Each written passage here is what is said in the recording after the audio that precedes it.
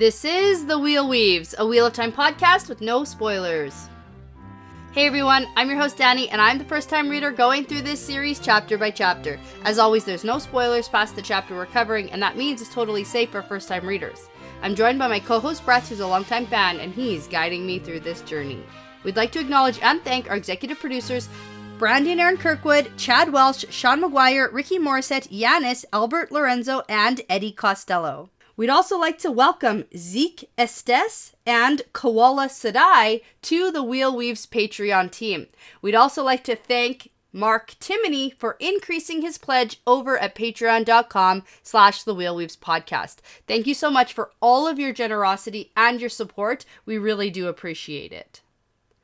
In this episode, we're talking about chapters 17 and 18 of Lord of Chaos. Yeah, so chapter 17, we have The Wheel of a Life, and Sure. chapter 18 is A Taste of Solitude. Yeah, okay. Yeah, there's definitely some things to talk about these chapters. There are a few things to talk about and a few things we can completely skip.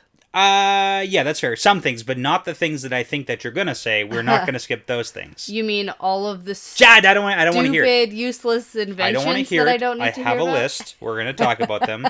We don't need to rehash what Cairhien looks like, but interestingly, we do get a map, which is kind of funny. I don't understand. It's like a little bit late, to the party of lot, maps. A lot late. They're like, hey, might be spending some time here.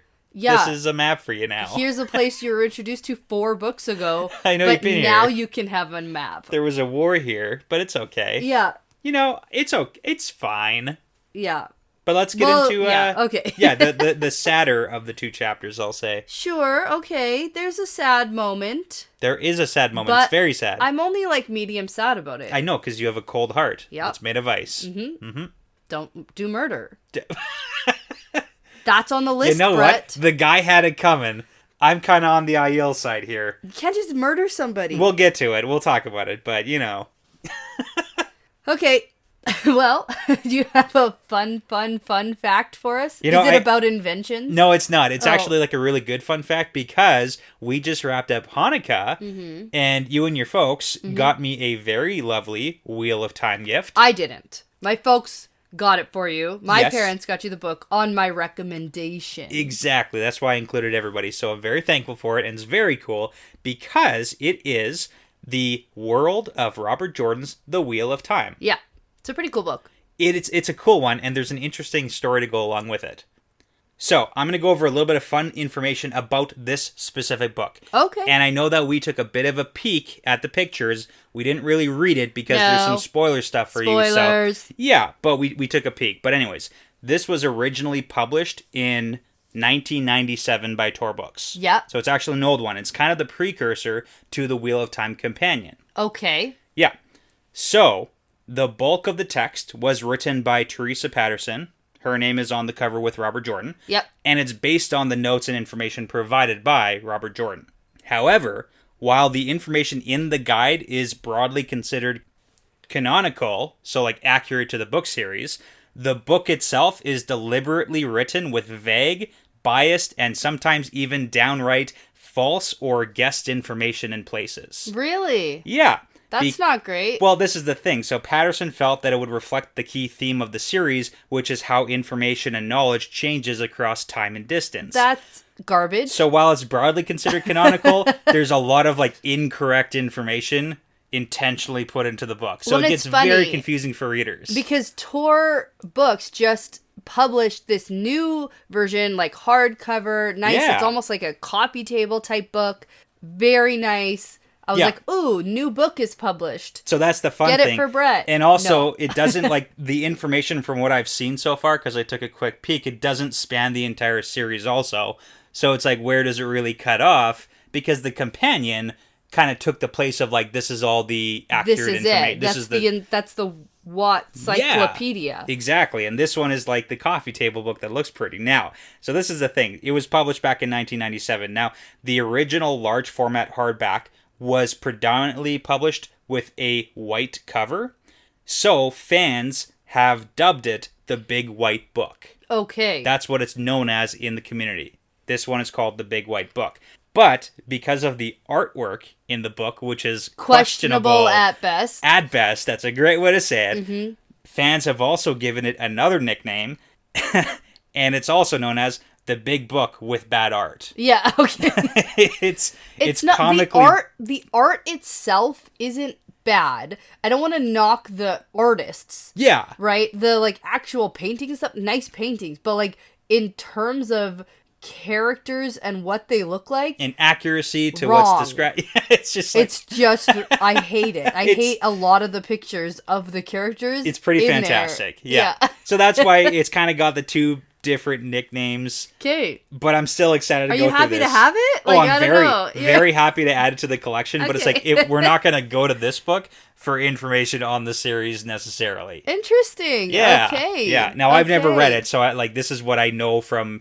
Wikipedia, and people have told me and mentioned it, like, hey, when are you going to do a fun fact about the book? Right. And I was like, I'm waiting for the opportune moment, and then, here today's the day. Today's the day. Yeah. Alrighty. And it's funny, because I was going to do fun facts all about the cool inventions and stuff. Yeah. But we're not going to do that. We're going to talk about that in the chapter. Can't wait. I know, you can't wait for it, so. Gosh. Okay. Well, last time we were here, Nynaeve told all of the Aes Sedai off for being stupid and ineffective. Mm-hmm. And afraid. Right. And then Elaine and Nynaeve are not allowed to go to Abu Dar. Yes, they're grounded. Right. Oh, also, Egwene had dream sex. Yeah. That happened last chapter. Yeah. And then Rand finds out who his birth mother is and is about to go skipping off to Cairhien to see what's happening over there. Exactly. Yeah, because he has to get away from his new Aes Sedai. Sort of. Kind of, sort of. She's one of the reasons. Well, there's a lot of things happening in his brain right now. There's a lot of people in there. A lot of people won't shut up. There's a lot of new information. He needs some help. Yeah. And he goes for some help. And spoiler alert, somebody doesn't give him any help. Right. I do want to talk about that too. But before we get into that stuff, did you catch why the chapter is called what it's called? The Wheel of a Life? Yeah. The guy who's gonna die because he murdered someone... Okay. Has a wheel of a life. Sure, but this is also a reference directly to last chapter when Rand was thinking about wanting to meet his biological mom, and then LTT chimed in with the wheel of time and the wheel of a man's life turn alike without pity or mercy. Okay. And that's cool. When Rand first was like, "Are you really there?" So, anyways, it's a direct pull from that. Got it. Yeah. Okay. Cool. Well, chapter 17, the Wheel of a Life, has the chapter symbol of the dragon. Yeah. So it is a Rand perspective, and we're continuing off from the end of last chapter. Rand is still in the throne room, and he opens a gateway right there because he is going to Cairhien. Right now. So he lets the Aiel head through as usual, but thinks that this is super unnecessary because there are also Aiel on the other side in Cairhien. Yeah. Also, waiting for him. There's a specific room that's designated only for gateway opening. Yeah. So that's safety first. And it's like where Rand comes into, so they know he's here, and then it's like there's lots of guards on that side too. That's right. Do we need the redundancy of the guards? You know what? We get a little tidbit at the very end of chapter 18 about how, yes, we need the Maidens. We need the Maidens always. Yeah. And I'm on their side. Okay. Yeah. All right, so once Rand is through, he notes that he can still feel Alana just, like, very far away to the west. Yes. But she's just, like, a vague impression. I gotta imagine it from her point of view, too, because he, like, jumped off to the farm and then jumped back, and then it's like, now he's gone again. So she's probably thinking, like, how the heck? What's going on here? I don't care what she's thinking. Yeah, I know you don't, but come on. I have to separate in my brain show Alana from this Alana. No, yeah, I get that. You know, it's not very difficult, though, because in my mind, they're completely different characters. You got show people, you got bug people. Yeah. I love it, yeah. There you go. All right, so Luce Theron does do some rambling in Rand's head right now. Yeah. About how he never escapes traps, that he spins himself, and... This is important, if you caught this one. Yeah, that only a greater power can break a power, and then you're trapped again. Yeah. And you can never die. Exactly, so only a greater power can break a power. Whatever, that means... Tuck it away. Tuck it away. I'm actually not even going to do that. Yeah, no, you got to tuck it away. Okay. No, I'm not going to do that. So we get a bunch of description of Cairhien, and then we get some greetings from people here. Yeah, we got a new Mayenner dude. Well, new to us, kind of, sort of. Yeah. Havian Narelle. Okay, yeah. So it's just like a new name. He's like a messenger guy. Yeah. And he's here to take Rand to Barrowlane and Ruark. Yeah. And Rand turns around and Aviendha has disappeared. Yeah. And Rand thinks she must have run off to the Wise Ones and really wants to know what she's gonna talk to the Wise Ones about. And I was like, Rand, you don't get to wonder that. You've just spent the last however long completely avoiding her. I was going to say that. It's like he's so excited to like be rid of her, and now that she's gone, he's like, wait, where'd she go? Yeah, I know. Why'd she just take it off so quick?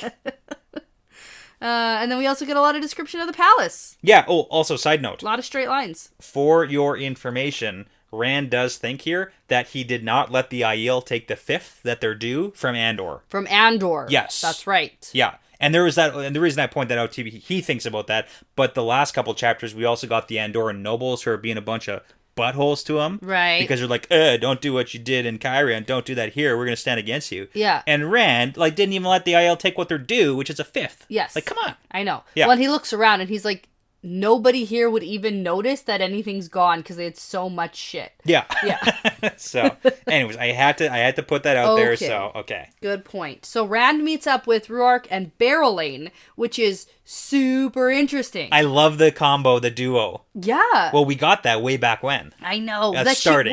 We got that she was on her way, but we never got that Rand was putting her in charge. That's new now, isn't it? No, I'm pretty sure we heard about that back If in the I day. don't remember it, it's new to me. Okay, what I was saying about the Ruark-Barrowlane relationship, and I say relationship is kind of like, father-daughter in that sense, because way back in Tyr, if you remember, that's when Ruark and Barrowlane kind of start forming that relationship, when Barrowlane and Fael were being butts to each other. Sure. And then Ruark was the one who, like, stepped in, if you remember that, way back when. I can tell you've been spending a lot of time with our toddler because you keep on calling people butts. Yeah. And you're not swearing at all. Oh, yeah. Okay.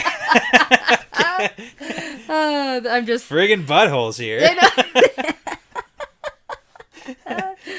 Oh my goodness. Okay. But in a series, when everybody's just butts to each other all the time. There's always butts. Yeah. So anyways, but that is culminating into this, beautiful... It's less than beautiful. I love it. You don't like this? I like it, but I don't think Ruark thinks this is beautiful. Oh. No, I that's think... not the vibe I got when they start getting into the other stuff. They clearly have some disagreements, but the wise ones are like big fans of Barrowlane. Well, that's because Barrowlane is consulting them. Yeah. Because she's not an idiot. Well, she listens to Ruark too, so they have disagreements, but... We're like, in Tyr, nobody listens to the Aiel. They don't even acknowledge them there. Yeah. So... Okay, fair. Not great. But yeah, anyway, Barrowlane is in her low-cut strapless dress. Love it. Which is cool. Yeah. And Rand thinks that maybe it's good Aviendha isn't here because she's jealous all the time. Now keep in mind, Barrowlane, from what we can tell, has no interest in Rand. No. Well, especially because in a few seconds she's about to ask about Perrin. Yeah. Right. And in brackets Matt. And Matt, but of course Perrin. No, it's Perrin. Okay. Yeah. But what's interesting here is freaking Luce Theron starts humming in his head, admiring a pretty woman. Yeah. And then Rand yells at him, "Hey, quit looking through my eyes." Yeah, I gotta say, I love the LTT humming. It's so, we've never seen that before. No. Where he's consciously... Well, no, that's not true. Last time we got him giggling, "I can see you, but you can't see me." Okay, yeah, that's fair. We get the crazy giggling. I'm watching you. Right? We got that. Yeah, it's live talk, it's happening right now. I like it. Oof. And I like that Rand's like, "Hey, these are my eyes. Get out of here. Get out of Quit here. looking at things through my eyes." So how long until it's Rand who starts humming? Yeah, I think a while. I think they're different. I think that Rand has set a pretty good barrier between the difference. And I think that, he's trying to communicate with Luce Theron, and I think eventually he'll be able to. Oh my god, and they'll then be just able to communicate full-out conversations in his head. In his head. You think that's happening? Yes. That's crazy. Okay. No, it's not. That's it is crazy because it's going crazy. Okay. Yeah, it's a little crazy. But I'm a fan of it. Okay. I have said this from the beginning. Sure. Something to this effect, maybe. Yeah. I mean, maybe. You've been on different... But, there's also that other spectrum of the whole LTT tries to smash the seals, and he actually takes control of Rand's body. Oh, yeah, it's because he's crazy. Yeah. I think the more Rand lives with it, the more he'll be able to control it. Just like two crazy roommates trying to learn how to live together. Coexist in the same space. Mm-hmm. Yeah. And I really like crazy Luce Theron right now. I find this whole bit so entertaining. I don't even know where it's going or what's happening, but like I'm for it. You're here for it, okay. This is funny. Okay, Yeah. okay. All right. So, anyways, we get some of Rand's thought process on putting Berylane in charge of Cairhien, because she was the first ruler to offer him an alliance freely. Uh-huh. And he can trust her here because she's a foreigner and she has no reason to play favorites. Yeah, and she kind of needs him because the whole Mayen and Tyr trying to crush Mayen thing. Right. So she knows what she's doing as a ruler to keep her little tiny man alive. That's right. And she also knows how to run a country. Yeah, that too. That helps. And so far it seems to be going well because she also seems to listen to Ruark's advice and the wise ones. Yeah. And that's why that relationship is working out kind of sort of pretty good. They're doing okay. Yeah. And now we also get a teeny tiny little tidbit. Ruark is not sweating. Yes. Well, they're Aiel too, so. Yeah, no. They probably know the trick. Oh, possibly. Okay. Plus, it's like not hot enough to really be sweating here. Come on. I feel like you adjust. Possibly. Okay. I think it's the trick. We also got that Egwene and Berylane are not getting along. No kidding. You say that. You say that, but why? Because Egwene doesn't like anybody else. I mean, yeah, and we kind of get into her head. We can talk about it when we get to her head. Well, yeah, she's hypocritical and Sure. she's judgmental. Yes. And she always has been. Okay. And like maybe she's a little jealous. She's also spied on Berylane's dreams and she's dreaming of like having sex. Rude. So she's like a prude and doesn't like that, even though she just... Okay, there's a lot of reasons, okay? Yeah. It's like, how many more do you have there? So many. These are all just off the top of my head. No, I know. You're not even like looking at anything here. Well, you asked me. I know. I was surprised, though. Okay, well. I just wish they could be friends, you know? No. I like Berylane. Yeah, okay. Of course you do. Yeah. Well, it's not the low-cut dresses. Yeah, sure. In my imagination. Like, come on. In my mind, she's just always topless. So she just never has Even better. Like, what are we complaining about here? Oh my gosh. All right. Okay, now this part is so good. I love this. Oh, you do? Okay, Oh okay. my god, Brett, I love this. Yeah. So a noise catches Rand's attention, and he hears the clattering of practice swords, Uh-huh. and he sees a dozen or so women, quote, flailing away in pairs, some in riding dresses, some in divided skirts, and some in men's pants, and they're all practicing the sword. Awesome. Okay, I know you say you love this, but then it gets very controversial very quickly, which leads to the end of this chapter where things are like going not so good. Mm-hmm.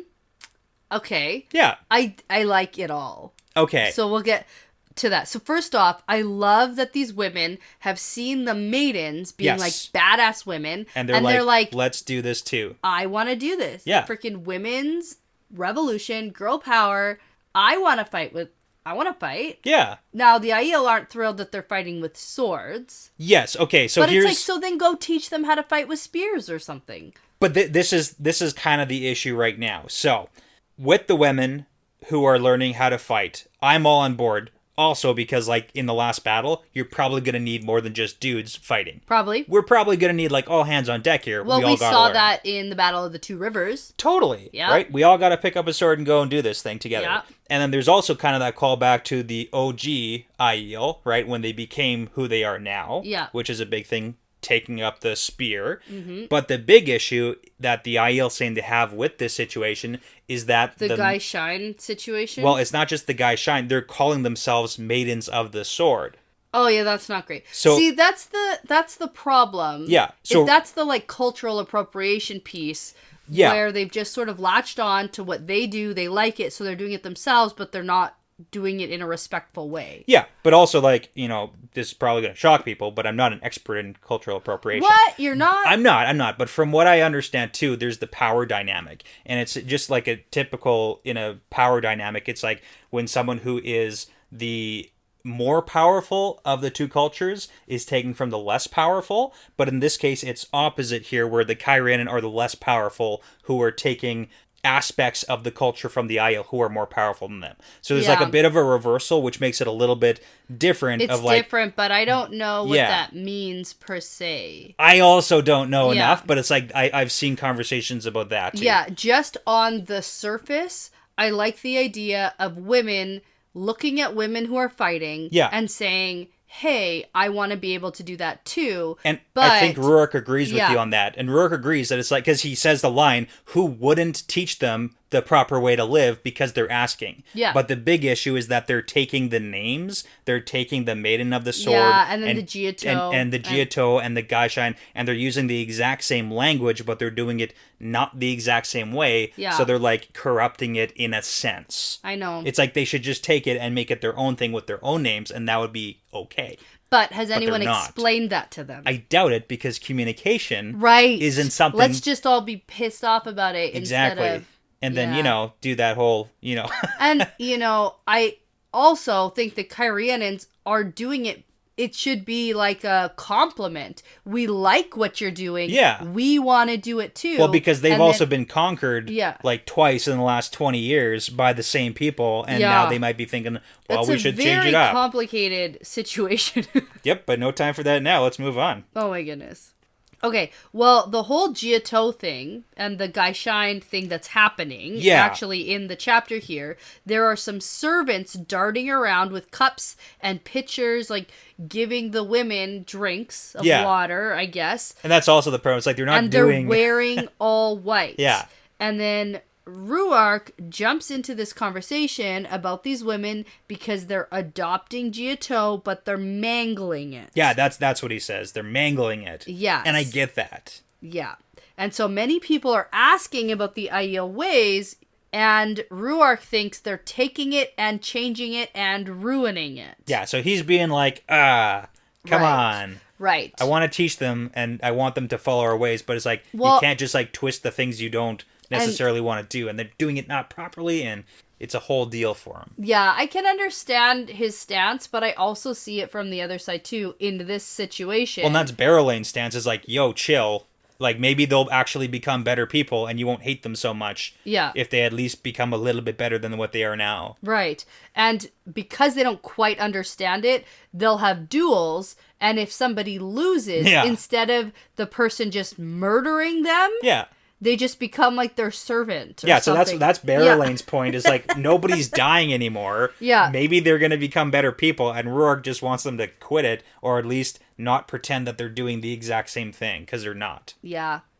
I'm wondering how reflective this is of actual history, of how we morph the cultures from other cultures that we've like learned from. I would take a guess, like, pretty friggin' accurately. Yeah. It's probably how it goes down. As I was reading it, like, I know Rhuarc's pissed and I understand his side of it, but at the same time, historically, this is what happens. This is how we evolve as cultures. Yeah. Is we see other cultures doing things and we like what they're doing. Well, even to like bring it back, because we talked about the Shanshan kind of being like the Roman Empire way back when. Right. But it's the same thing. Romans coming, conquer, murder, but then people start to pick up traits of the Roman Empire too. So it's, I mean, that's what happens. Yeah. Okay. Before we dive down a hole that we cannot dig ourselves out of. Yeah. Oh, I wanna jump in here because we get a mention of Shara. We get a couple mentions of Shara in these chapters, like repeatedly, and we got a bunch of little snippets in this book so far of Shara. Specifically. Okay. Just like highlighting that. Oh, okay. Yeah. What do they say here? Because I totally picked it up and wrote it down, but like you should say it instead of me. Yeah, no, it's my turn to talk, so that's how it works. Sure. Rhuarc is saying they change everything and they do things to make a Shara man blush. That's just like the one little snippet here. But then we get more Shara stuff in a little bit. Okay, that's it then. Yeah. Okay. But there's more, that's what I'm saying. There's a lot of mentions this book of Shara. All right. Okay. All right, now moving on from that scene, Rand and the crew reach Rhuarc and Barrowlane's study, and he dismisses Sulin and Urien. Yeah. And tells them that he plans to return to Cairhien an hour after sunrise tomorrow. And then, is this where they like look at each other and they're gonna go off and do it? No. Oh. That's the other people. Oh, that's later. Yeah, that's later. That's like Jelani and Diedrich or whatever his name is. Okay, sure. That's the two other Aiel. This is where Rand implements the 2 Aiel guard system. Okay. Where he's like, hey, if you guys feel it necessary to guard me, there's 2 people who can come and follow me around. 2. That's it. And that's why the rest of these 2 chapters have the whole like all that Aiel business going on. Okay. Yeah. Sure. There's a whole bunch of that. All right. Okay.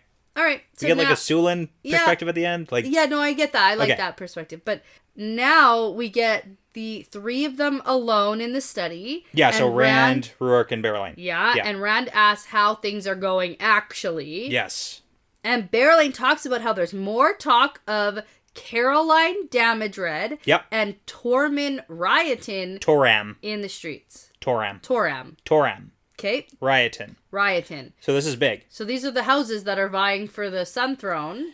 Yeah, kind of, sort of. Even though Rand's like, neither of you can have it. Yeah, totally not. Like, they're definitely not going to be the ones who get it. Because we find out who is supposed to. But anyways, we'll talk about that later. Not yet. Okay. Now, this is the big thing. Most people don't want another war breaking out. True. And we get that Damodred and Riotin are the ones who are gathering their strength closer to the spine of the world. So they're like out in the countryside, kind of the same way that Darlin is with the whole Tyr rebellion. Right. So this is the big news about this, because there's two houses in the Cairhien, and they've gathered a bunch of like the minor lords too, that are off in the countryside, and Rand sees Niall's hand maybe playing it here the same way that it's playing it with Darlin. So Rand realizes that Pedro Niall, the White Cloak, is meddling with stuff in Tyr and in Cairhien, and we got to see Niall's perspective, where he was like, ooh, I'm going to meddle with stuff in Tyr and Cairhien. Sure. Yeah. Yeah. So there we go. Okay. Rand's on the up and up with what's going on. Sort of. Sneaky Seems sort of like plans. He's picking it up. Yes. Yeah, because right now there are rumors of 10,000 Andorran soldiers that have joined them. Yeah, which is a big question mark. Yeah, and the scouts say the numbers aren't that high. Yeah.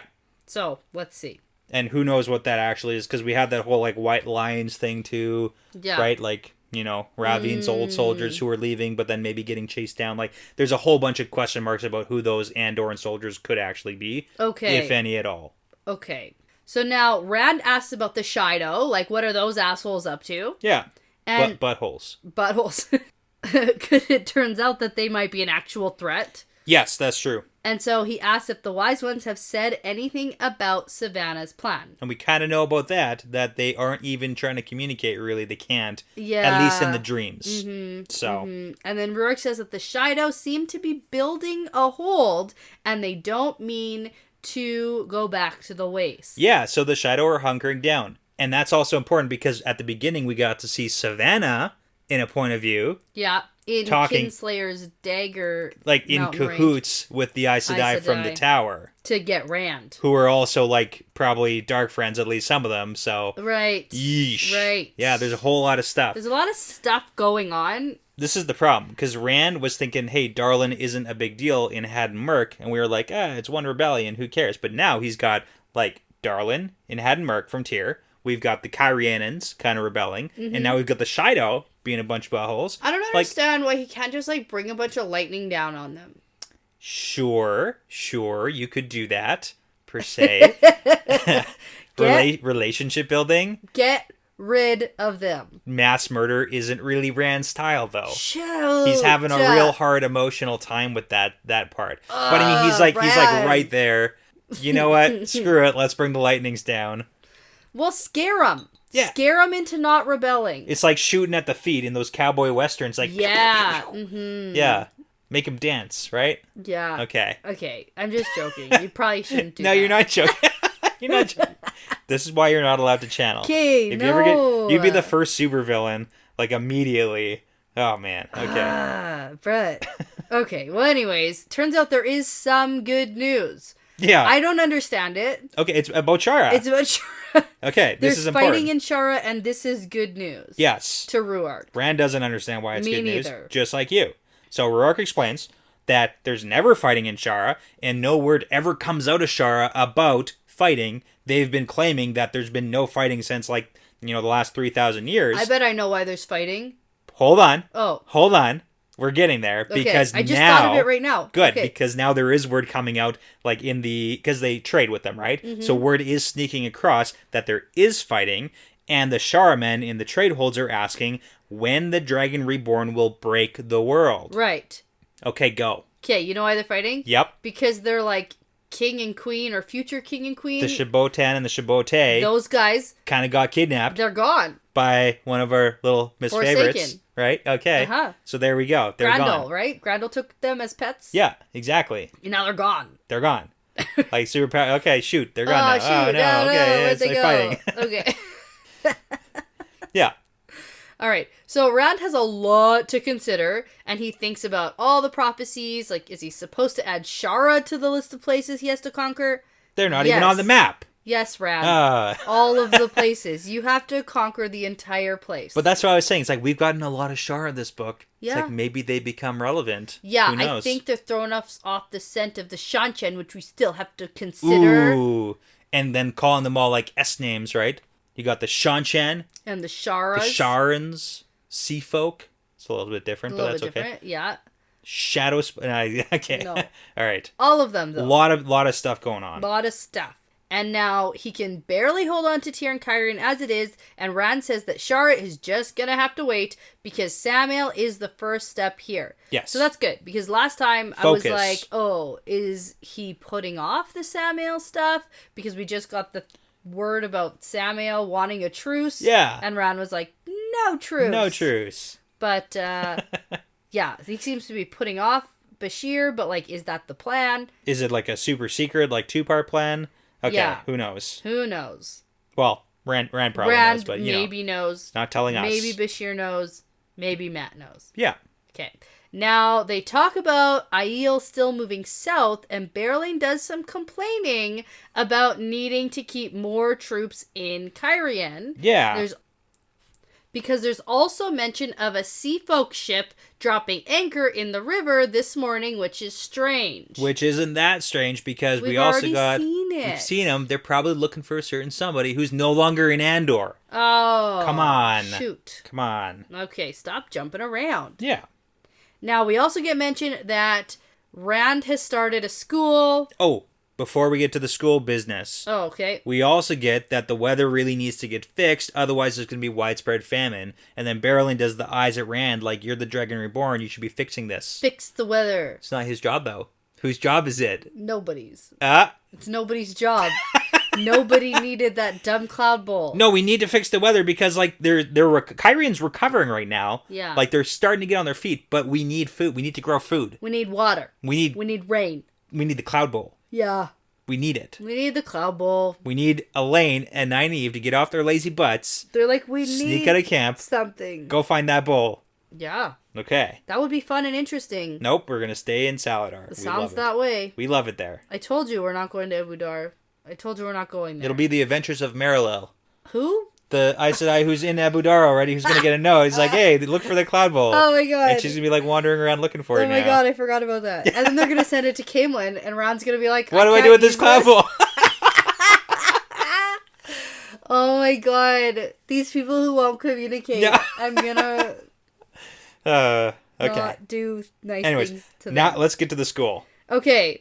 Oh, let's not get to the school. Let's talk about the school. Okay, yeah, because we're going to go later. Yeah, we're going to go next chapter. Okay, so the school is doing some good, except for that they keep moving onto newer and newer inventions without actually implementing existing inventions. Yeah, but they're like getting the better inventions first. Okay. They're going to find the top tier inventions. Sure. Then we're going to make those ones I have a problem first. with this school. I thought this school was going to be like the experts show up, they teach the other people. It's an old-timey school of like how schools used to work. I get that now. Of like philosophy and people education. People just like gather and to share ideas and knowledge. A bunch of shit. It doesn't sound like anyone's sharing anything. They're just standing by themselves at their own science fair table. That's because it was during a science fair. Like, obviously during the science fair, you stand at your own table, take credit for your own work. But like when the science fair is over, then they're gonna go back and collaborate probably. I doubt any collaboration is happening. I will prove you wrong. They're all so secretive about it all. No friggin' way. All right. False. Maybe. Wrong. No. Okay. I don't even care. Let's get to the worst part of this chapter. That's so sad. Oh, the guy who comes in who has to die? Mangan. He has a name. Yeah. So he comes in, he's like, hey, Rand, 6 days ago I killed someone, and so do I have toe to you, or what? How does this all work? How does this work? Yeah. And then Rand's like, wait, what? Yeah, You're can allowed defend to defend yourself, and he's like, oh, wait a minute. What's going on, Mangan? What actually happened? And he's like, what? He deserved to die, so I killed him. And Rand's like, no. Why? We don't kill people. Why did he deserve to die? Mangan, that kills people. No. Oh, man. Okay. Oh, it turns out he got a tattoo of the... Rourke answers. Yeah. He got the tattoo of the dragon up the arm. Clan chief symbol. Yeah. Don't do it, man. Yeah. That was a big no-no, and I kind of agree with the Aiel, like, sure. Hey, guys. Yeah, that wasn't great. Maybe and that guy should have been punished, but, like... Maybe not kill him. You can't just murder people. Okay, so you know what's really sad is because we got introduced to Mangan.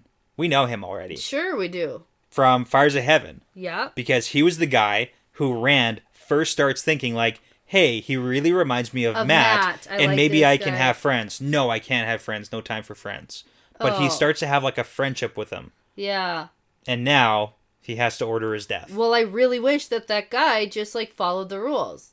Yeah. This isn't Rand's fault. No, it's not, but it is on Rand's shoulders now, and that's why Rand's pissed off. Yeah. And that's the big issue, too, with Rourke and Berylane. Yeah, they just, like, let it happen. Being a bunch of buttholes. Yeah. Man, just people suck this chapter. Like, this is terrible. Yeah, and you know what? Mangan's like, all right, cool.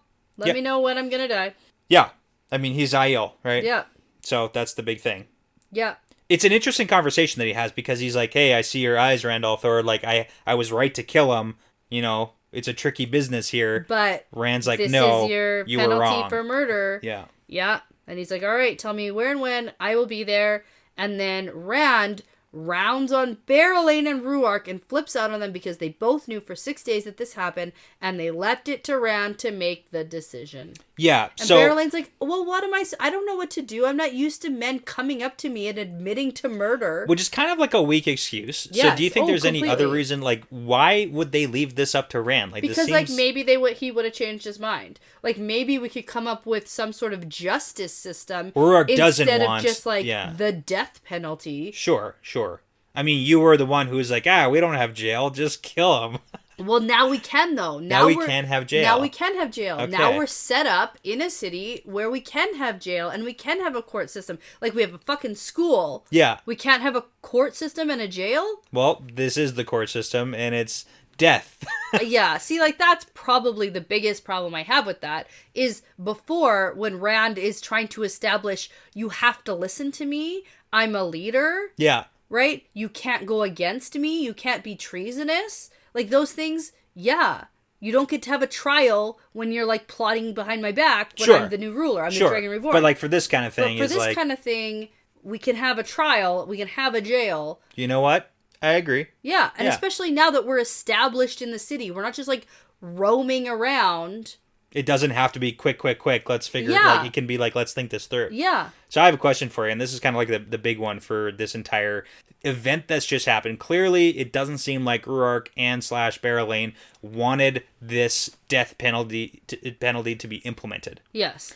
Now, if you recall in Game of Thrones, and I remember it kind of sorta, so I might get some details wrong, Daenerys has that situation where it's like all the peasants are against all the rich people in the city, and then she sides in that one trial with the rich people and punishes the peasant, and then after she implements that, they all start hissing at her because they all, like, turn on her because she's turned on them. Yeah. So is there any possibility that Rand essentially turning on the Aiel in this sense of turning on Mangan is going to have any after effects with his relationship with the Aiel? It's like you've sided with the Cairhien and the tree killers who we hate. No. I don't think they see this as siding with the Cairhien because he's the Kara Karn. He can do whatever the hell he wants, and so there's no like. No. Okay. All of the Aiel decide, I'm gonna die when it's my time to die, and it's my time to die. He had Toe. No fallout he knew the from rules. this event. No. Okay. I mean, I think that's a valid question. It's a fair question, but it didn't cross my mind. Okay. In my opinion, and what I know of the Aiel, sure, they're like, yeah, he had Toe. He did the thing that brought him dishonor because that was against the Karakarn rule, and here we are. Well, I mean, and Rand kind of shocks Ruark with the comment is like, he doesn't have Toe to me, he has Toe to the man he killed. Yeah, that's right. And Ruark's like, oh, dang. Oh, shit, you're right. Shoot. And maybe not even you're right, but like, oh, dang, that's how you see it. Okay. Right. So there's that too. Right, because it was Rand's rule. Yeah. And he's like, I broke your rule, I told you. Yeah. Got it. Okay. All right. Anyway, moving on. Yeah. Tricky business. Chapter 18. Turns out ruling is hard. It is hard. Hard work. Sorry, guys. That makes me sad. I didn't realize he was someone that we, knew. Oh, yeah. That's sad. Okay, it's sad. He was like Aiel Matt. Yeah. I didn't want Rand to continue with his ruling, but at the same time, I'm happy he did, because he's sticking with his... He has to be hard. To rule, you have to be hard. Okay. He knows that. He's not dead yet. No, that's true. Okay. We'll see. Any chance? Any chance? No. No? Oh, okay. No, I don't think we're going to see it. I think that it's just No, any chance that, because it's tomorrow, we get it very quickly now, the hanging is set for tomorrow. Yeah. Do you think there's any possibility of that not happening? Is Mangan in any crazy way going to be spared? No. He's dead. He's dead as of tomorrow. Yeah. Okay. Shoot. But I don't think we see it. Yeah. Oh, okay. That's what I'm saying. We're moving on in the books. Yeah. No, I get that. I get that part. I mean, is it actually going to happen? Oh, I'm sure. Not we didn't see it, and now it's magically 10 books from now he's alive. No. It's good. No. Okay. All right. So, Chapter 18, A Taste of Solitude. Yeah. Ren needs some of this. Chapter symbol is the rising sun of Cairhien. Because the school. And the new map. The new Question map. mark. New map. It's a great map. Cairhien. I actually like the map. It's a cool map. But, maybe in the Great Hunt when we first arrived in Cairhien and spent a lot of time in Cairhien. Or any time before that. Yeah. All right. Well, anyway, we get it here. I do like that on the map, the Illuminator's chapter house is here too. Is there. Yeah. Yeah. That would have been helpful to know. That would have been cool. Back when. Yeah. When we blew it up. Yeah. When Rand blew it up. No, we were there. Okay. I'm always there, Brett. And you can kind of see the destroyed remains of the foregate all over the place. Okay. It's all around the outside of the wall. Sure. Yeah. Fun. Okay. Well, we continue in our Rand perspective from last chapter, and Rand is pissed at Berlin and Ruark that they left this to him, and then he goes, are there any more problems that you want me to deal with? And then he starts to tell them that they need to set a date for the hanging, and then he decides to do it himself. Yes. So then Rand says, I'm going to visit the school, even though the wise ones probably want to see me, doesn't matter, and I'm going right now and basically alone. Yes. Don't come with me. Don't send the wise ones after me. I'll be back when I'm back. Right. So Rand leaves, and there's only 2 Aiel who follow him. That was the rule. And he heads straight to the stables, which is a bit of an unusual situation because Rand only has the 2 Aiel with him. And not dozens. Tons. Yeah. Yeah.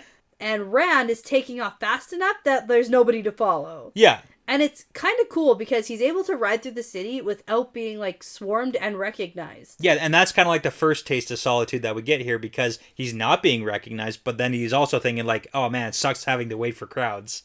Yeah. So.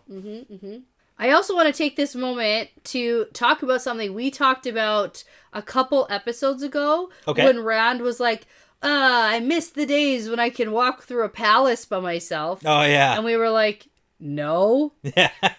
So on Discord, Mallrat Matt says that he suddenly wondered when we were talking about it, listening to our episode, Sure. if it could be an unacknowledged Luz Theron memory. Okay. It's an interesting point I wanted to just bring up here. Yeah, no, definitely possibility. Because remember when we were what the heck?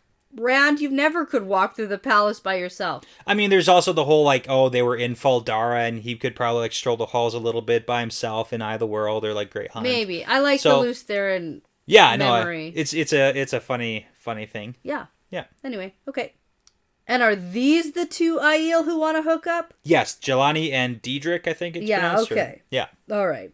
Because we get the whole bunch of the foot stomping and the looks back and forth and the not looking and then the looking and the not looking. Maybe a little distracted with each other and not looking at Rand. So Yeah. There's a whole lot of stuff. Yeah, and so they make it to the school, which is about a mile from the Sun Palace, and it's located on the property that used to belong to Lord Barthanes. Fantastic, and he met an untimely ending. Yes, he did, but he was a shitty dark friend, so. Yeah, well, I mean, he was not a terrible one, right? He probably did stuff. He was a pretty bad dark friend. He literally gave up his position and ended up telling... I don't even remember what it was. He told somebody something at the end of the party. Yeah. that was like, here's a message from Fane or something. Rand. Yeah, okay. He told Rand, because Rand was at the party. Right. Yeah. Yeah, see? Not good. Okay. Not a good dark friend. Well, do you remember what happened to him? Yeah, that's probably what ended up getting him killed. No, but like, how did he die? Oh, like beheaded and sliced up in his bed or something. He was like ripped apart. Yeah. Yeah. Gross. Okay. Anyway, this is where the school is. Yeah. Hopefully they cleaned up the floors There's a little bit. lady in charge. Idrian. Yeah. And there's a whole lot of like, quote, teachers. Yeah, right. It's more like inventors. Yeah, that's literally what Rand wants to do. Yeah. That's what schools were. This is a literal episode of Dragon's Den. Okay. Do you have that joke? Yeah, no, I don't, but that's good. That's what this is. That's a great joke. Because it's Shark Tank, Dragon's Den. Yeah. The people come in with their inventions. And he's like, hey, dragon. Invest in my product. It's an excellent product. It's going to help the world. We're going to make it big together. And he's the dragon. Yeah. I love it. It's a good joke. That works. Fantastic. Right. And can I say, for his school, the reason why he's doing this, we've gotten this several times, but it's important because Rand wants to build something to help gather knowledge and hopefully preserve it past the last battle. Because the Trolloc Wars and the War of the 100 Years ripped the world apart and left the world kind of in the dark. Yeah. And Rand doesn't want the world having to like reset itself again after the last battle. Right. He wants to preserve some light and knowledge. Which is nice. It's very nice. But we also get Luce Theron muttering some shit in his head. Yeah, well, he's like a nihilist, so, screw him. Nothing ever goes as you expect. Expect nothing. Hope for nothing. Nothing! Yeah. Yeah, he's having issues. Yeah. And then Rand starts by asking Idrian, she's like the... Right. Yeah. How many spies do you have in the Sun Palace? Yeah. Because clearly they're set up in their science fair Dragon's Den. They're like waiting for him They're to come. waiting for him. And he didn't like send a message ahead of time. Yeah, and so it turns out they prepared a, quote, small display. Yeah. It's a show and tell of all the projects. Exactly. And I got all the list, and I'm happy to go over them with you if you want. Short form. So, before we get into this, I do have one note about this entire scene. Sure. Which is relatively unnecessary. Okay. This is what our friend Tyler likes to call a writing flex. Oh, yeah, totally. This is Robert Jordan saying, see how good I am at describing regular things that we have. In a fun, interesting way. In a fun and interesting way so that you don't even really know what I'm describing. But I love it. But it also brings us into the story of where they are technologically. Like, it does answer some questions, and that's why we've talked about it before. These are not my questions about this world. I could give a shit. I know, but people who are interested in this kind of thing have questions. Okay. Because it's not like the Wheel of Time is set in like some dark, medieval universe where there is no technology. No, they have tech. Like, they are getting better. They are on the brink of like a breakthrough on technology. Sure. So we've got things like printing presses and finer paper than what's currently being used. Fun fact, Diedrich is really interested in because books. I love books. And this is where Jelani stomps on his foot. Okay. Super flirtatiously, though. She's like, hey, that's check hilarious. me out. Yeah, okay. It's really funny. We've got the plow on wheels that can turn 6 furrows at once. Which is cool. And Rand is excited about this thing and the thing with the horses. That's because Rand's where he can a farmer. harvest the hay. Yeah, and that's the thing is he looks at the application of these inventions and is like, hey, this is good. This will probably work. I like this. Mm-hmm. We've got viaducts, which is interesting because I had to look up what a viaduct was because I thought, hey, aqueduct. But aqueduct is for water and viaduct is for walking, like a bridge over like a chasm or a canyon or water. Okay. So it's like they're very similar, but viaduct is a little bit different than aqueduct. They've got new sewer systems, which is awesome. New road systems to be built like the olden days. And I just think back to like Roman days, those big stone roadways. Cobblestones? Yeah, the cobblestones. And it's like super long lasting. So we're trying to get back to that stage here with Randland here. And then we've got Kin Tovir. And he's got all of his looking glasses. Yes. And his new fancy space telescope. Space telescope. Why would anyone want to look at the stars? Yeah. Well, if you remember, way back when, I think it was Lanfear was bragging to Rand about like what they used to know about space and different worlds and stuff like that. Yeah. So very cool. And then another important note, Idrian. She's the headmaster of the school. Headmistress? Headmistress, is that what it's called? Sure. Okay. She's the one who built the huge crossbow that was like firing down Aiel. Yeah. Yeah. Almost got Couladin. Almost got him, but she's the one. She did that.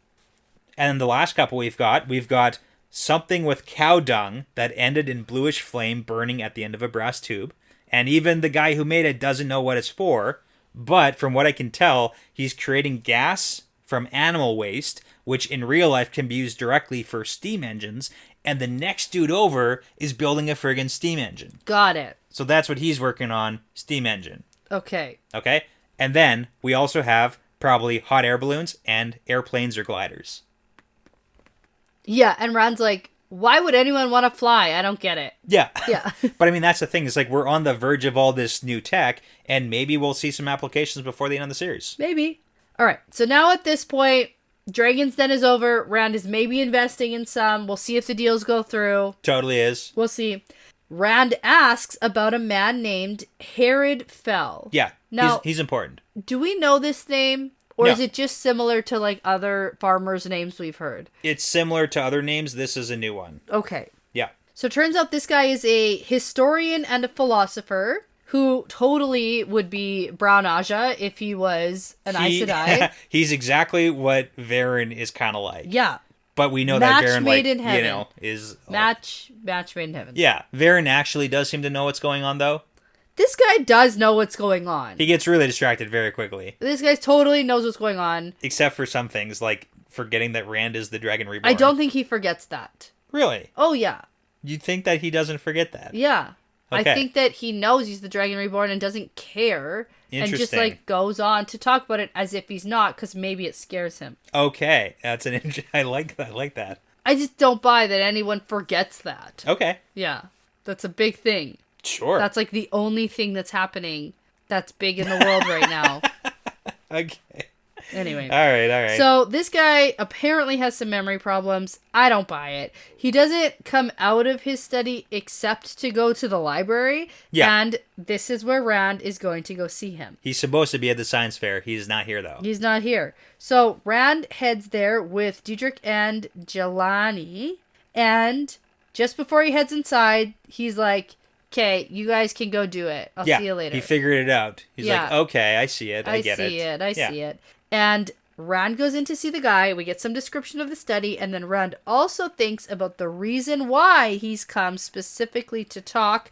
And it's because he always seems to forget that Rand is the Dragon Reborn. That's the taste of solitude that Rand is looking Or for. at least treating him as though he's not the Dragon Reborn. There. And that's kind of what he wants to, besides like being just, away like, from some people. Straight up answering his questions Yeah. without any motive, without any hiding information, without any, you know, like if you were to ask, Yeah. like specifically when he goes and talks to Egwene, who gives him a bunch of roundabout answers and doesn't help him at all. Yeah. That's- Herod's like, oh, here's what I know. I don't know. Maybe this. Yeah, exactly. And so Rand asks, what do you know about Aes Sedai and warders? Like specifically the warder bond. Yes.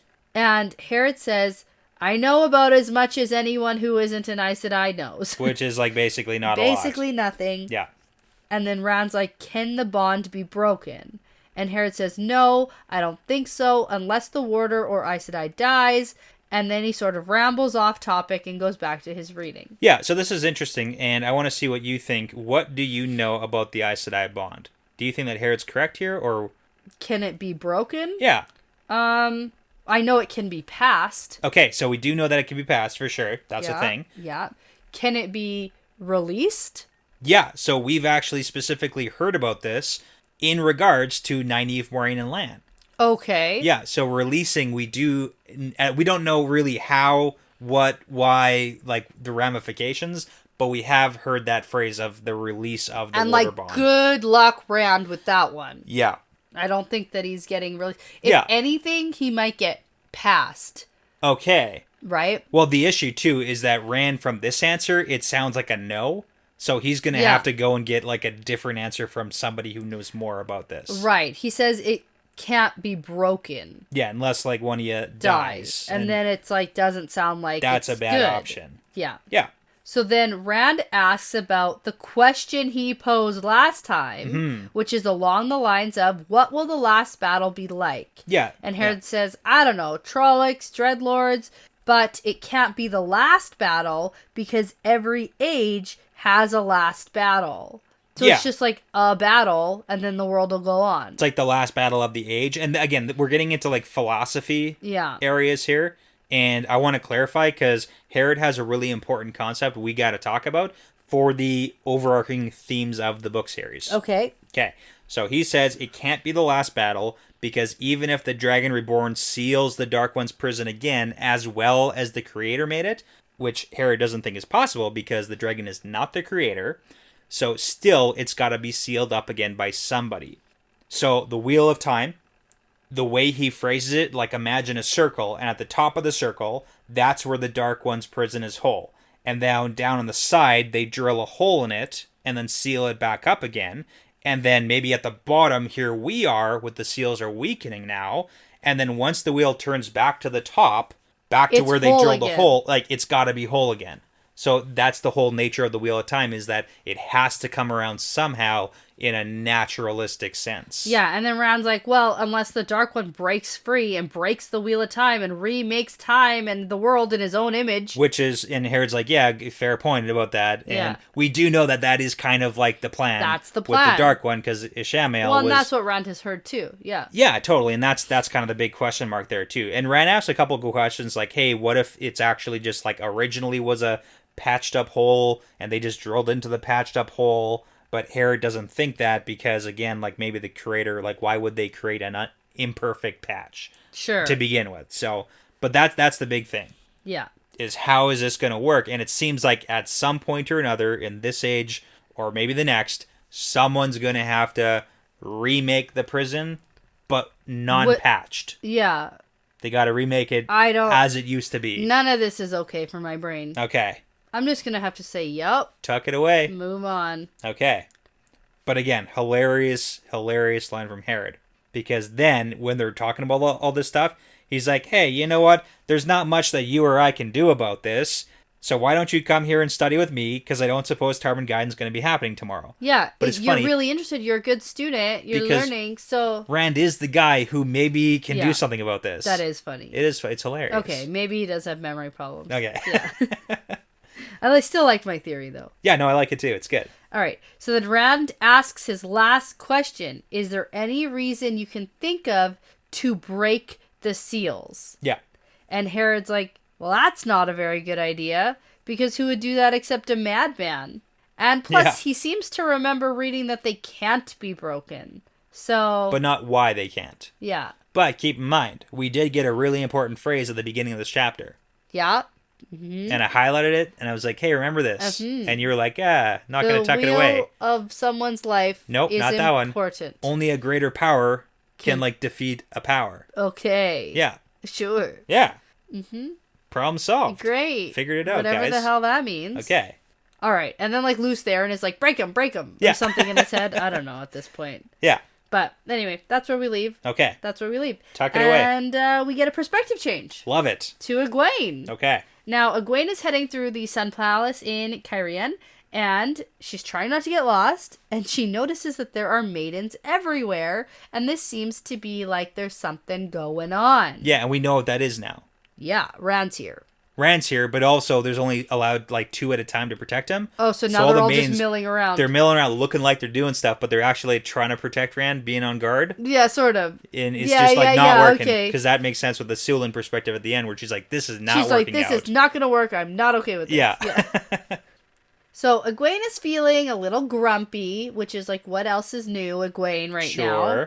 Especially since Aviendha arriving should have been great, because they're great friends, but she showed up only to give Egwene a nod and then run into Amis's tent. Yeah.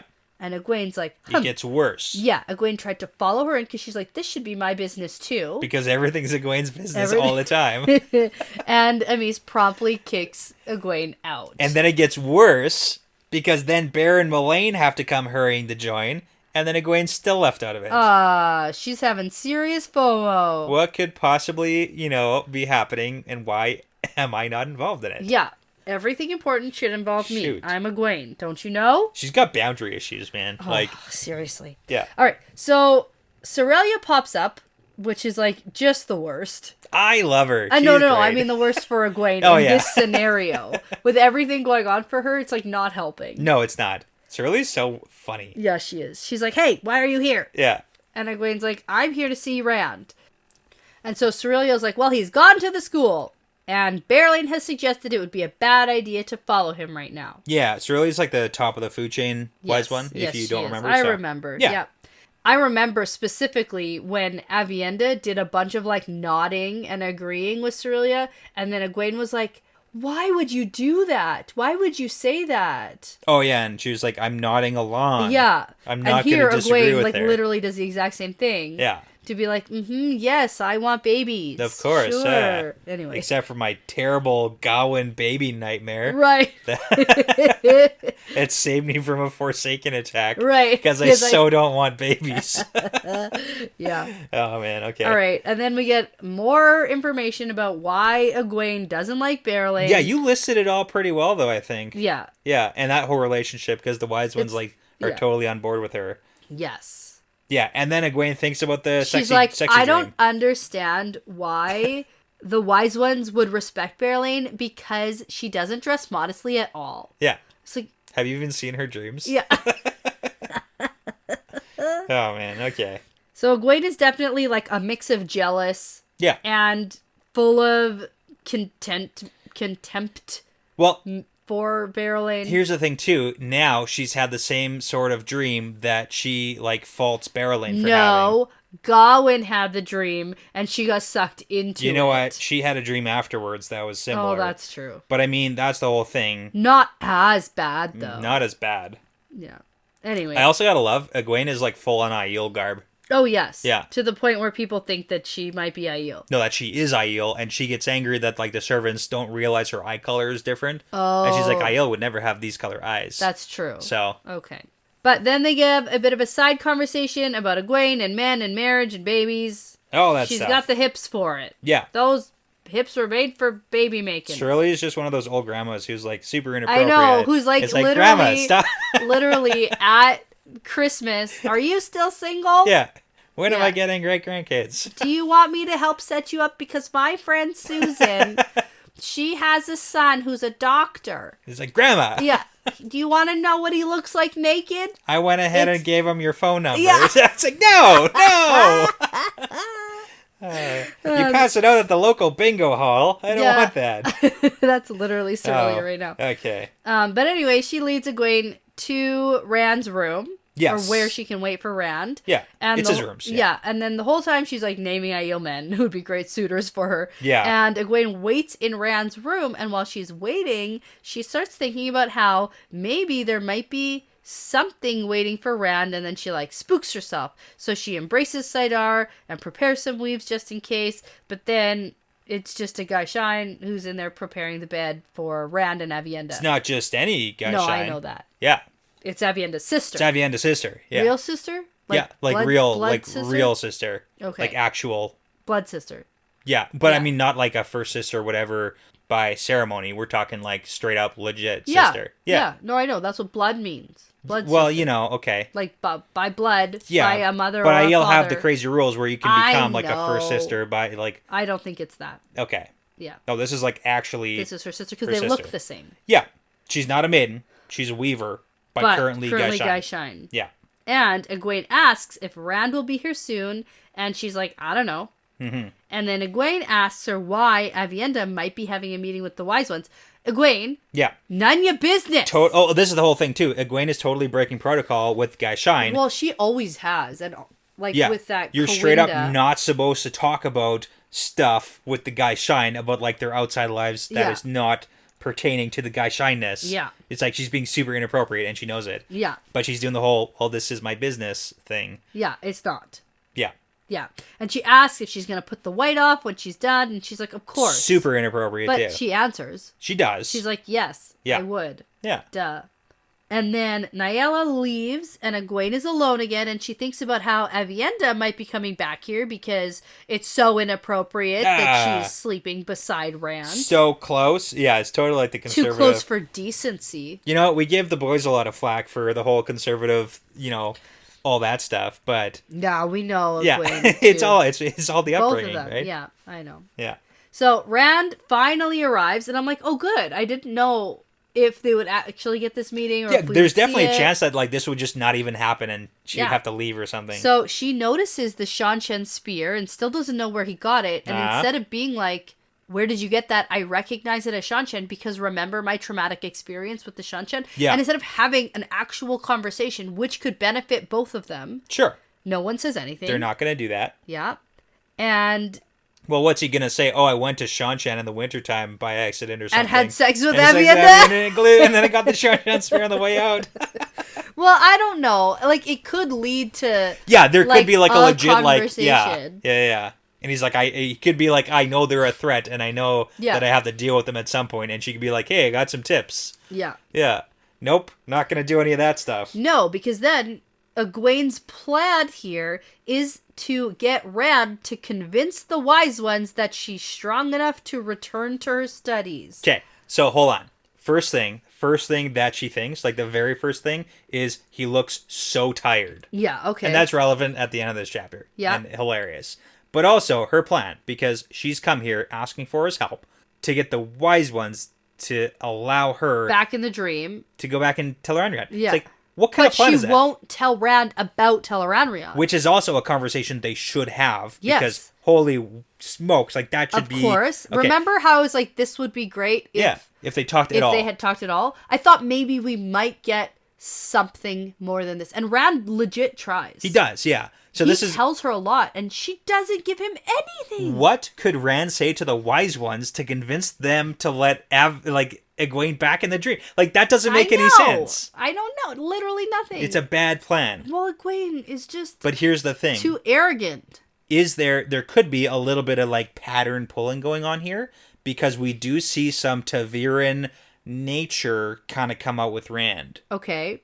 I'm going to highlight that. So maybe it's like a little bit of pattern tugging, like get Egwene in the room with them because maybe we got to do something. Right. And of course, she thinks that he's way too arrogant and used to so many people bowing to him. He's changed. Yeah.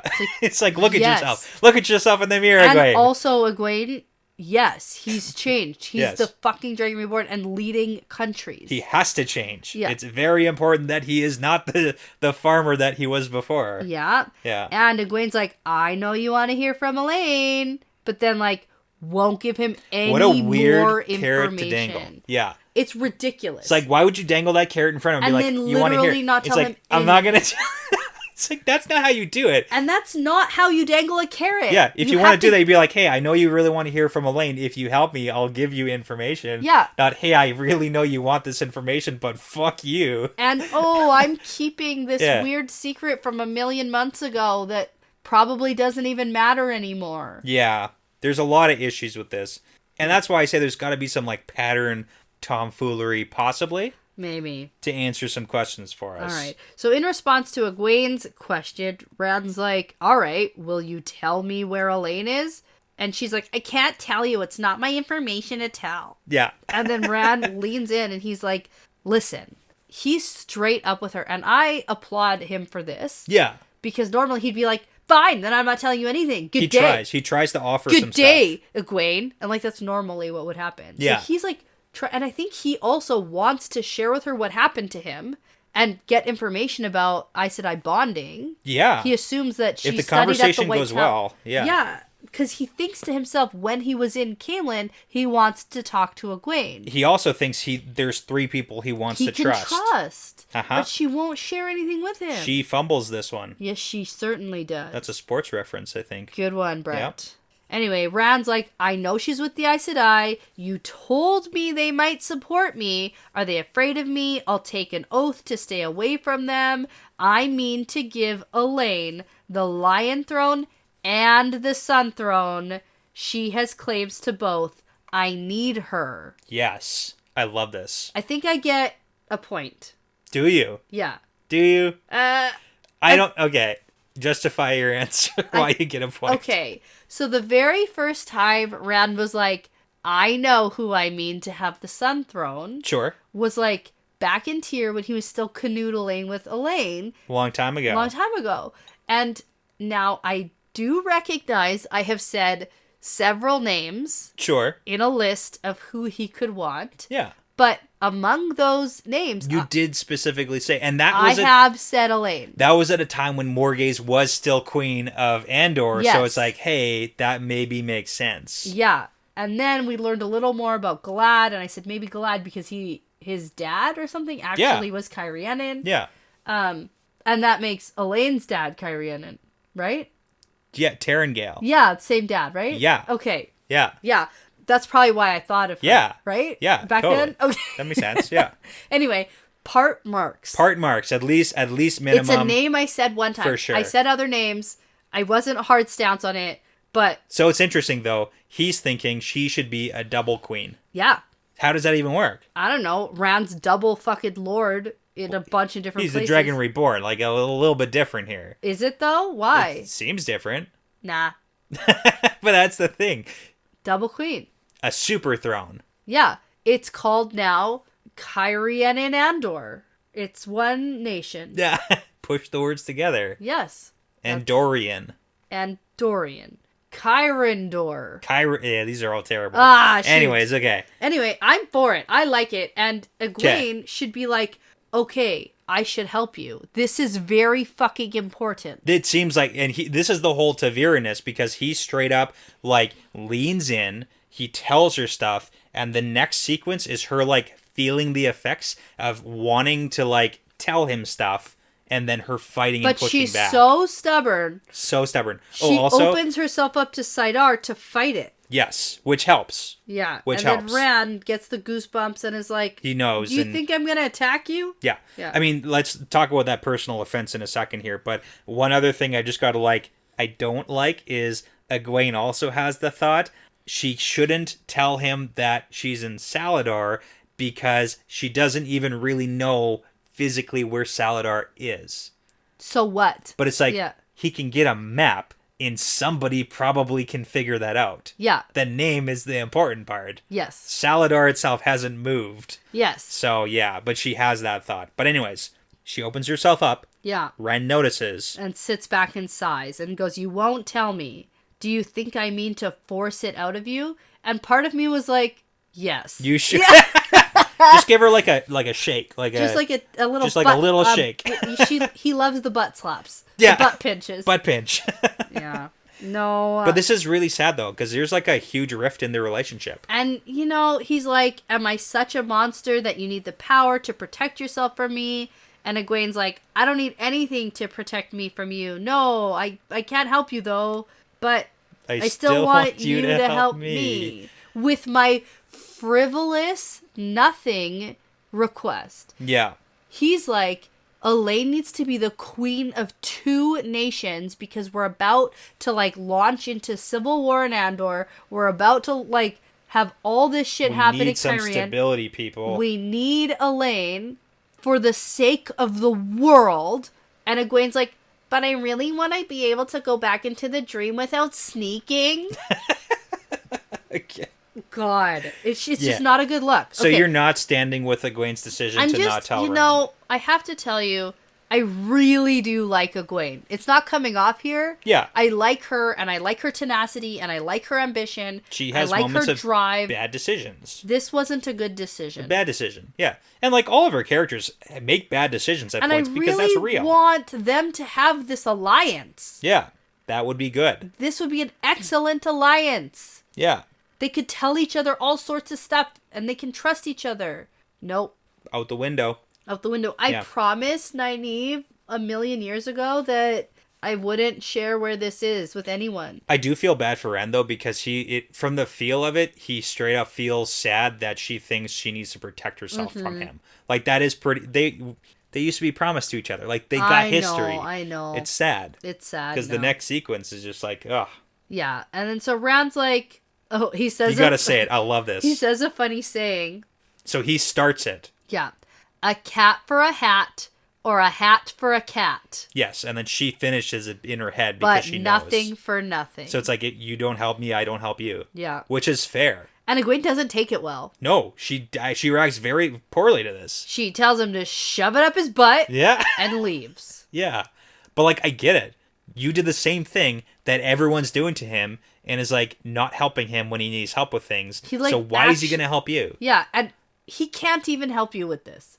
In my opinion, he can't go to the wise ones and say, please let Egwene go back into her studies. Yeah, and they'll say, okay, yeah, it's not up to Rand. That has nothing to do with him. Yeah, it's all bad. Yeah. All right, so she storms out, and we get a perspective change to Rand just as Egwene leaves. Yeah. And he thinks about how much she has changed from the girl he knew in Emmonsfield. And I just have to say, not much. I don't think she's changed very much. I would like to see her change more. You know what? That's a fair point. She's more like becoming more of who she is. Yes. In a lot of senses. Like, especially considering after the Ravens prologue when we saw her as like, whatever, 9 or 11 or something. Yeah, like the ambitious little go-getting. She was, I'm gonna be the best water getter. If anything, Rand has changed a lot. Yeah. And Egwene has just become more like strengthened in who she is. Yes. Yeah. I like that. I like that comparison. So. Yeah. Anyway, so turns out that she's a great imitation of a wise one now, like not sharing any information. Basically. Yeah, very much so. And he also thinks that she seized Saidar when she thought he was threatening her, and he has to remember that she is an Aes Sedai. Yes. And maybe he can't trust her. And she's gonna do the whole keep Aes Sedai secrets thing and all that business that goes along with it. So. I know, which is so sad because it's a little bit sad. She doesn't even really like Aes Sedai at this point. This was a moment for them to like come together and bungled it. Not yet. Not yet. Yeah. At some point. Maybe. No. You don't sound hopeful. I'm not. Okay. This was it. This is where I was like, okay, it's been a while. They faced that land fear attack. Do you want to join a secret alliance with me? No. Oh. That's what Egwene just said. Yeah, that's a good quote. Egwene should have said, absolutely, I do. Should have. Did not. She did not get that memo. No. So Rand gets up and he thinks that there's still Cairhien nobles to see and Tyrian nobles. Plus he has to see Tyrian. Is that what I just said? Yeah, you did. Terran Terran nobles. You know, we're only 2.5 years and 6 books into this. Terran, though, is a stupid word. From Tyr. Plus, anyway, he also has to see the wise ones and the clan chiefs, and he's got so much to do, and then he's like, ugh, why did I even leave Caemlyn? Yeah. It was to talk to Egwene and get some advice and information. Right, and that went terribly. And that didn't go well. Oh, man. So Rand ends with thinking, yeah. At least you didn't let her see you were tired. Yeah. Which is, like, hilarious. It's so funny. You know, if I could channel, I would channel away the bags under my eyes. Is that something you can do? Yeah, maybe. Probably. You make like a little illusion, right? Yeah. You can do that at least. Yes. So, okay. Yeah. That's how Lanfear looks so good all the time. Yeah. Hey, that's true actually, probably. Yeah. All right. So then we get a perspective change to Sulin. Yeah. Who's a maiden who protects Rand all the time, right? Yeah, she's like the main one who's like the head of the maidens right now. So she's down in the garden below Rand's room. And she hears a rock owl cry from one of the windows, which is a warning signal. It's like, hooty hoo. That Rand has left his rooms again. And that's like one of the other maidens. Right? Yeah, totally. Okay. Wait, how do you know it's the cops? Because at first I thought this was alarm. Like one of Rand's wards. Oh, yeah. No, like, it's remember not. How we set wards and then we heard birds? Yeah, totally. Yeah. It's not that. I thought that's what this was, and she was like jumping up. She's like, "Oh no, he's not protected, and something's happening." No, it's the maidens, or it's like a maiden or whatever saying Rand's leaving his rooms again. On the move. We gotta go. And that's when she dips out and then meets up a couple other maidens. The dragon flies at midnight. There we go. Love it. And then Sulin meets up with the maidens from Cairhien, and then they start like searching, but appearing to be walking, and that's what Egwene saw them all like. Wandering around being like, we're doing stuff, but they're totally just like trying to guard Rand. Yeah. And then she thinks, this has to end. This is terrible. She's like, whatever Rand wants, this is stupid. Nothing must happen to the only son of a maiden ever to come back to them. You can't. This is the maiden's honor at stake. Come on. So much more than the Karakar and Dragon Reborn. Yeah, it is. For them. That's why the maidens carry his honor. That's why this little paragraph is so impactful. It's Rand is being a butthole. Let all the maidens guard you, man. Come on. Except I can see why he wants to go through the city without a fucking guard.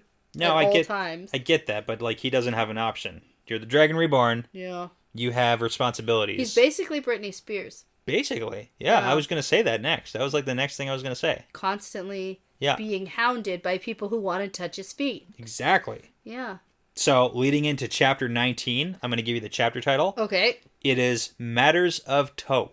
Oh. Yeah. Oh, maybe we're going to get to that hanging situation. Ooh. Ouch. Okay. That you said we weren't going to see. Yeah. Are you going to be immediately wrong? Probably. Oh, no. I mean, like, that's kind of the theme of this book so far. Yeah. I've gotten not many things right. Yeah, it's getting tougher, though, to see where things are going. Yes, it is. Yeah. Thanks for noticing. Yeah. No, I get it. Yeah. Okay. It's fun, though. Yeah, good. So before you go and have a conversation with your ex-childhood sweetheart, that really doesn't go very well. I'm going to say that this is part of the pattern now. Yeah, it's part of the pattern.